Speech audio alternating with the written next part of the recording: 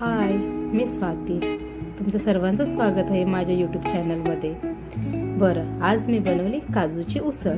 काय करायचं, एक पॅन घ्यायचं, त्याच्यामध्ये तेल टाकून कडकडीत तापवून द्यायचं. तेल तापलं की त्याच्यामध्ये कढीपत्ता टाकायचा. कढीपत्ता तडतडला की थोडासा कांदा आणि टोमॅटो टाकून व्यवस्थित परतून घ्यायचं.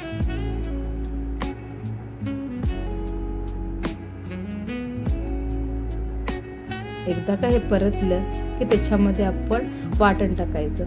आता हे वाटण कांदा, खोबरं, हे लसूण हे भाजून मिक्सरमध्ये वाटून घेतलेलं आहे. हे छान परतून घ्यायचं तेलामध्ये, म्हणजे कसं चव छान येते.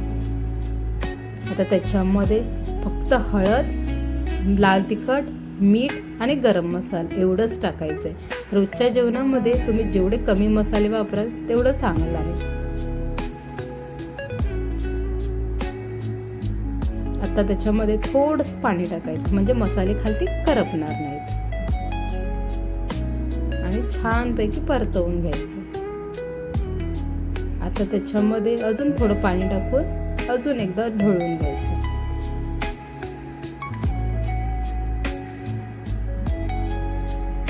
वाटण छान तयार झालं की त्याच्यामध्ये काजू आणि बटाटा हे सर्व टाकून व्यवस्थित मिक्स करायचं आणि आपल्याला हवं तेवढं पाणी टाकून व्यवस्थित शिजवून घ्यायचं. बघा, तुम्ही बघू शकता पाणी थोडं जास्त घालायचं, कारण शिजताना थोडं पाणी आटलं जातं. चवीनुसार मीठ टाकून चांगली उकळी फुटून द्यायची. जोवर आपली उकळी येते तोवर चॅनलला पटकन लाईक, शेअर आणि सबस्क्राईब करून घ्या. आणि हो, तुम्हाला माझ्या रेसिपीज आवडतात की नाही हे नक्की कमेंट करून सांगा. अगदी 10 ते 15 मिनिटांमध्ये छान अशी उसळ तयार होते. जर तुम्हाला घट्ट पाहिजे असेल तर तुम्ही वाटण अजून वापरू शकता. कोकणचा रानमेवा म्हणजे काजू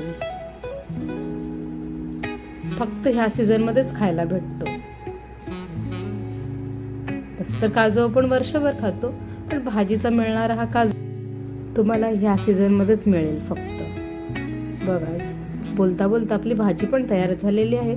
तयार झालेल्या भाजीवरती मस्तपैकी कोथिंबीर पीस करायची आणि ढवळून घ्यायचं. बघा, झाली भाजी तयार. खूप छान लागते. तुम्ही पण करा. तुम्हालाही आली असेल गावावरून आजीकडून भेट, तर नक्की अशी भाजी बनवून मला पण नक्की सांगा कमेंट करून कशी झाली.